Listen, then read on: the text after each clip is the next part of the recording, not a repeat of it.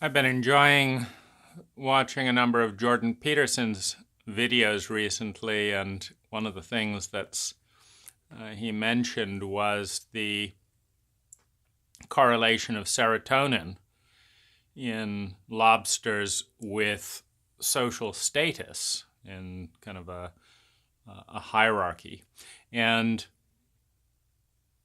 that in our cultural hierarchies, one of the core competency or one of the core metrics of a hierarchy is competence. And in a healthy culture that is growing, you elevate the most competent people into the position of leadership. And competency is a masculine trait. It's a developed discipline of producing a specific valued result. And in the healthy culture, the most competent individuals are using their talent to protect and enhance the feminine, the innocent, the children, those in need, those less competent. And in a full circle of exchange, you have competency being elevated to the top. Competency in its masculine position protects the feminine, the community, the circle. So power is concentrated, and the concentrated is used for the development and for the benefit of the community. And then the leadership is honored for the incredible sacrifice that is involved in using one's competency to benefit the circle rather than using one's competency to undermine and exploit the position of power for the kind of personal gain that undermines the well-being of not only the inner feminine, but the circle, the community. And so in cultures that grow and evolve, and in individuals that grow and evolve, the masculine inside the individual develops competency to protect and honor and grow. The masculine in the individual protects the feminine within the individual, the innocence, the naivete, the inability to discern who is and is not trustworthy, the vulnerability. Every person, every community, every country, culture has a vulnerability, and it protects that so that what is good in the individual can grow out of that innocence. And so that the feminine, that innocence, that joy, you think of children, can honor that sacrifice with love, with devotion, and give a sense of meaning.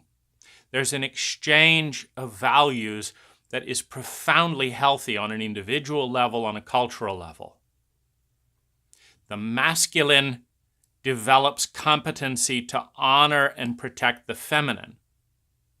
The feminine honors, loves, adores, celebrates the masculine for their competency inside the psyche, which spurs the masculine yet further to do the only thing the masculine has ever wanted to do, which is to love the goddess inside and out, to watch that innocence grow into something beautiful and magnificent. Now, corruption comes when the wounded masculine in childhood and the wounded feminine in childhood communicate the curse of a sociopathic world. When no one did protect the little sister, when the older brother watched as the bullies raped the innocence from his little brother, when he watched his father cursing rather than protecting his family, abandoning rather than showing up with his responsibility.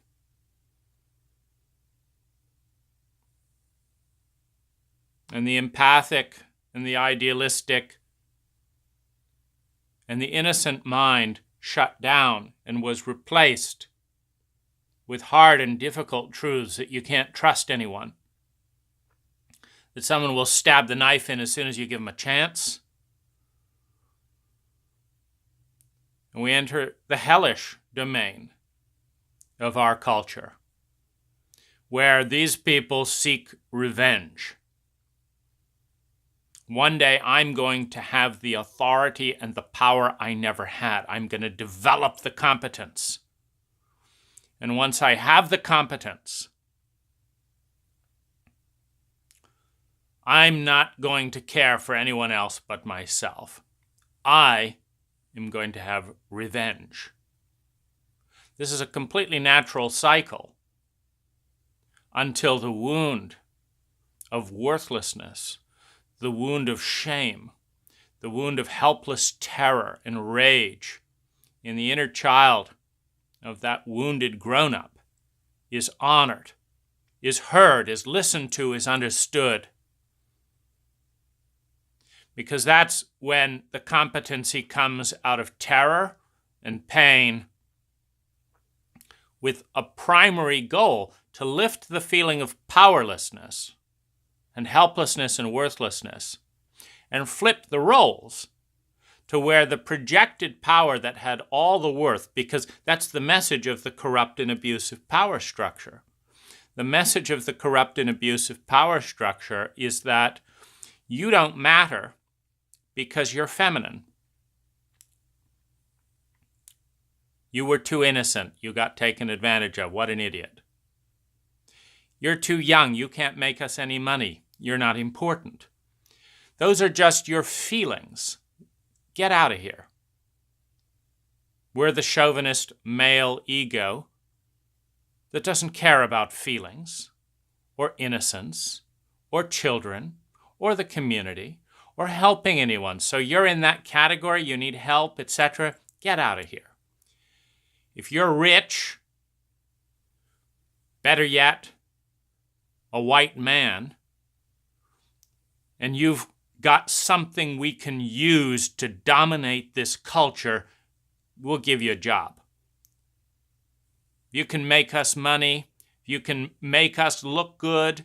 You can get us more control and power. Show up, buddy. We've got something for you. But otherwise, get the hell out of here. And everything good and everything beautiful and everything feminine in that boy is tossed out of the window like garbage. And it hurts. It hurts like hell because everything magnificent in that young man was tossed out in the idiocy of chauvinistic shame. Because those people with the competence, they're part of this abuse cycle, and they don't have a single bit of self-value for their feminine any more than they do for that boy. If they did, they'd understand the honor of protecting that boy. And they don't, because they weren't protected either. They learned, like they're teaching him, that the only value they have is their ability to intimidate, manipulate, scare,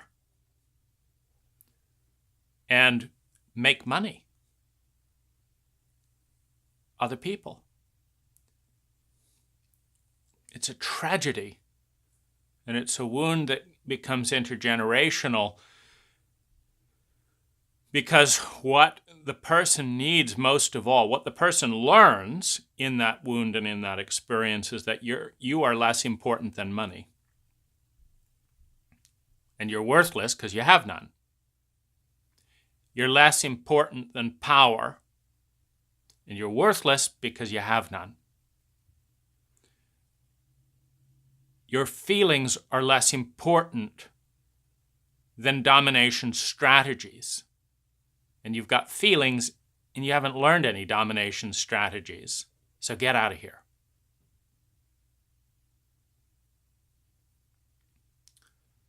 Your humanity is an embarrassment. We want no part of it. Get out of here. 4 messages of complete worthlessness of the most priceless qualities of soul and humanity that we've ever known, seen through the chauvinistic eyes of idiots in pain. There's no value. Well, where is the value? In the power, in the strategy, in the competency, in the money. Okay? The value has been ripped out of that boy, of that child. And the first thing that that child needs to reclaim is their value. It's dangerous to believe you have no value because you die. And so, having been cursed with the message of value from the power structure, and simultaneously traumatized into the awareness that you will not survive unless you have that value, the shame-based wounded child starts pursuing the skills to develop those values from a place of inadequacy, shame, terror, loneliness, and worthlessness. So they work harder than anyone else. They study more than anyone else. They figure out the games, who's manipulating who, what's the power dynamic. They figure out the sociopathic system in a sociopathic chauvinistic cult, and they climb the ladder. Richard Nixon's life story is a great case study of this. They climb the ladder, and they get up at the top, and finally, they have value, not because they're a human being, not because there are feelings, not because they're in service to the community, not because they matter, not because of their innocence or their need. They are valued because they've climbed the dominance power structure. And once they get that power, the terrified, worthless, hurt, angry, emotional little boy and little girl with all that power does one thing: looks to cement in no uncertain terms that I am the valuable one. I matter. Look at Donald Trump, an abused boy. And if you're an abused boy of a wealthy family, you learn 1,000 times that your value comes from your father's money. So if you're crying and dad's beating you, the employees of dad don't protect the child, they protect their own jobs. Money is more important than the boy. You learn that at a deep level, and it destroys your soul because it's a soulless cult. The sociopathic brainstem has no soul. That comes in the human being when the human spirit enters and is present, not to the power dynamics that work, but to the dignity and honor of serving humanity, of participating, of bringing empathy, beauty, truth, goodness into this environment. That this is an honor That doesn't come from the stupidity or knowledge of a power structure of bullies or anything else. Now, this same dynamic is happening, of course, within the feminist.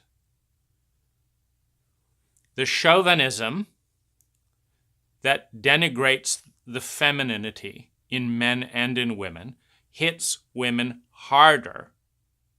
And in the lack of sophistication that emerges from that chauvinism, where women get confused with feminine, because biologically they're a little more predisposed to femininity. Women are systematically undervalued to the degree that they're feminine. And they learn that their femininity has no value. Oh, it's a nice little bauble. It's something to entertain.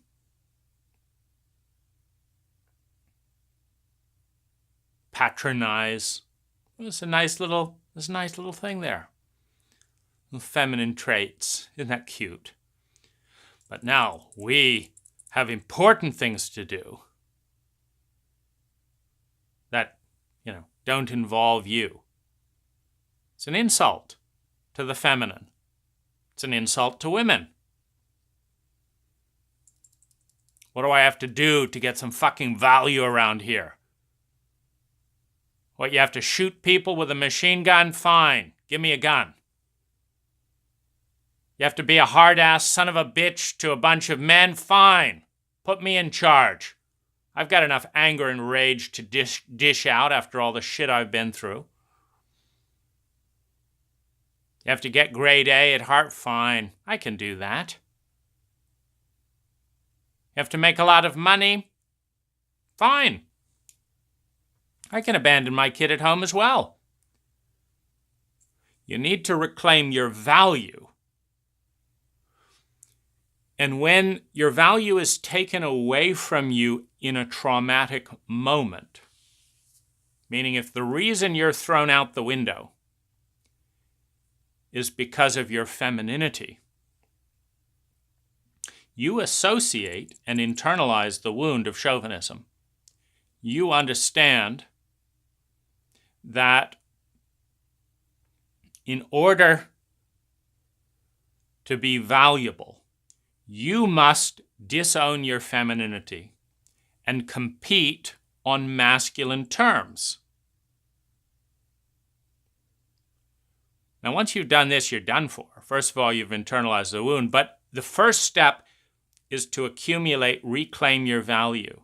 You've got to get to this point where you realize, I am not a piece of shit.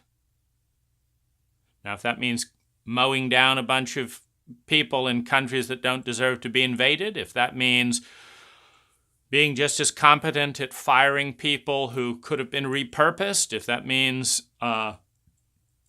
saying fuck you to children in need, just like a sociopathic Republican would, then go ahead. We'll do it. We'll get the value back. We're not worse than you. This is the first step in growth. Now, once this is claimed at a huge cost within a chauvinistic paradigm, there's a tremendous amount of grief. There's a tremendous amount of grief. Because when trauma is linked with chauvinism, in other words, if you're not chauvinistic, you die, there's a part in you that becomes chauvinistic in order to survive. And so when you finally feel valuable, who you are as a soul, as a spirit, as a feminine presence, doesn't have any more value than it did when you began. Now you've got status and value because of your masculine traits in a chauvinistic culture. And you have the wound inside you that you've become the very thing you hated in order to get it.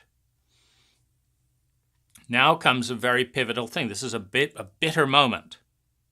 You fucking assholes. This is what you made me become just to get a sense that I could be valued and not die. Okay, now I don't really like myself. I'm in pain. I'm taking painkillers. I'm, keeping busy, all this stuff, just like everyone else.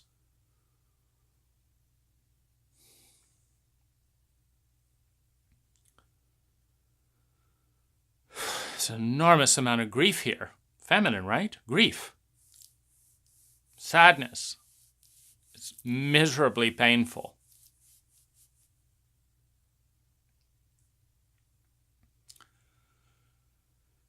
It's so sad.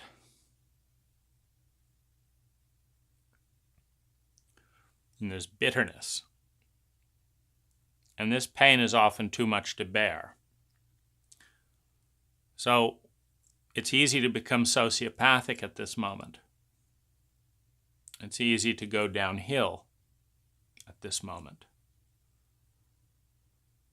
Because as soon as you start to feel grief, you lose status because you're entering feminine domain again. And to go through that amount of pain and that amount of grief and lose status because the idiots around you don't know how priceless it is that you have a conscience, that you care and love people. The humanity in those people, that you love that. And that this is the single biggest pivotal point in the development of a species beyond sociopathic survival, potentially leading to self-destruction in the cancerous dissociation with the environment and the rapid, efficient replication of self-destructive resources faster than they can be reproduced. That's cancer. That's a self-organizing, anomalous cell structure within the host organism that rapidly grows out of sync and in destroying its host, ultimately destroys itself by facilitating an early death. Cancer takes over the whole body. One day, we're winning, right? We've dominated the entire host. We're winning. And then, whoops, we forgot that without a host, there's no cancer either. As soon as that body dies because we've killed it, there is no food, there's no mechanism to attack. Cancer dies with the host. There's no great glory.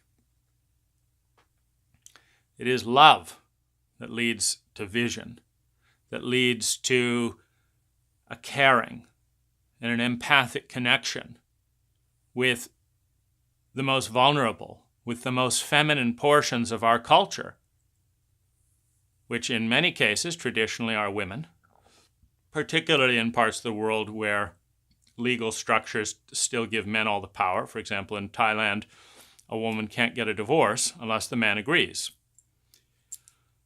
Flips the other way, a man can't get married without paying the father of the woman he wants to marry all the money it costs to raise the child. I learned that when I was given a $30,000 bill if I wanted to marry a Thai woman. There's different cultures have different ways of distributing value. But it's very sad to find women in abusive relationships who can't get a divorce because the man's using it for blackmail. Come fuck me, maybe I'll give you a divorce. Maybe I'll give you a little bit of, or I'll just keep you on a string. Because it helps the helpless, shame-based, terrified, feminine little boy in me feel like I've got some control in this world that took it away and said I have no value unless I can dominate something. Because that's the only thing we respect. See, the sociopathic brainstem induced by chauvinism and trauma values fear. It's about the only thing it pays any attention to. You got a gun? Okay, we'll talk. You have needs, you have feelings? That's kind of tough.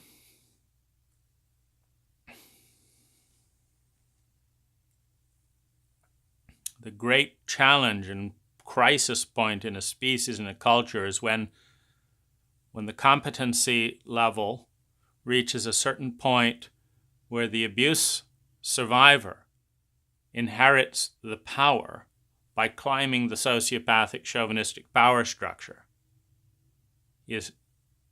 Can they, from that position, reclaim the value to say, yes, I am as valuable as any of these folks, the people who said I was worthless. I am valuable. And then move to that next point to say that I'm valuable enough that I'm not going to destroy my own soul and the culture of those around me in order to prove that value in the same way that my oppressors, my bullies, my parents, my culture dominated me. It's a very, very, very delicate terrain, because if it's not handled correctly, your kindness becomes the basis to congregate attack and disprove that you really had any value. See, you weren't competent. You couldn't make the kill. You know, you had him by the throat and you couldn't make the kill. So you're worthless again. You start that cycle again. On the other hand, you made the kill. Now you're the new dominator. You're the new bully. You're the new leader. You made the kill. We bow to you as the most competent person to intimidate, kill, humiliate, and eviscerate the feminine in this culture. We've got tons of money for you. You know, the Wall Street killers. They'll go in there and tear up a company, tear up a family, this, that, and the other, and return dividends to the shareholders. Corporate raiders, they're called. For knowing exactly how to initiate vulnerability and go in for the attack and make the hawks a few $100 million. Yes, a few $100 million. We destroyed them. We got them. Oh, and we want you to speak in our corporate luncheon. We're all aspiring to climb to the top of that level of sociopathic self-loathing, hatred, abuse towards the feminine inside and the feminine outside, towards the community. But you just look through the capitalist lens. Did I succeed to turn $1 into $2? Yes, I did. Aren't I great? Did I make more money than any of you putzes trying to make a better world? Yes, I did. Aren't I great? This entire terrain. No, I didn't. It's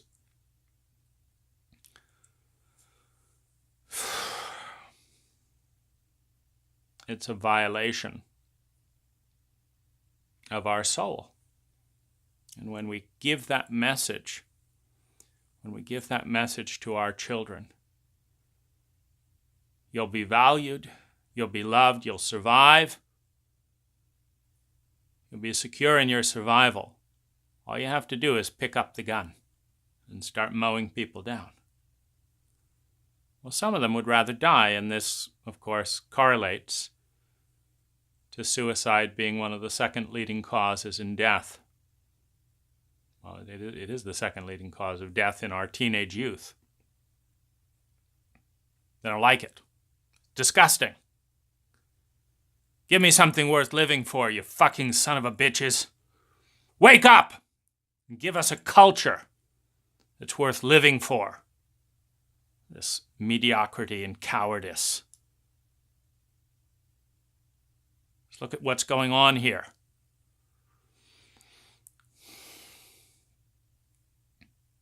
So how do you work with this when it requires this deep instinctual anger that snake or cat energy, to turn it towards the power structure instead of towards the soul and the feminine and the community. We have these instincts. We have to know what to do with them. I'm going to leave it at that, as much as to say that as a culture, this pivotal point from going from worthless shame and powerlessness to I'm at the king of the competency tower is a very, very, very vulnerable thing. And it takes wisdom. It takes older people to be able to navigate that terrain. Teenager isn't going to be able to do it. We need our elders, which is a feminine presence. You have the dominance of youth, you have the innocence of the infant, and the wisdom of the elders, both in gentler, more feminine positions within the culture. But when it is the elders who rape, who incestuously violate the young, they are hated and not listened to by the time they have something worth teaching. And so we again deteriorate. It's a very, very, very painful and fractious area of human development.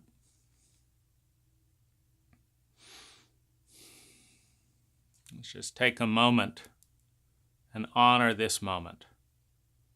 Honor this time space in which the wounded personas inside connect with the wounded personas outside.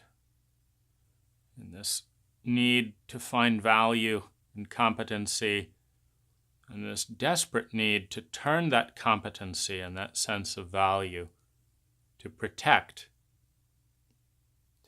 those around us.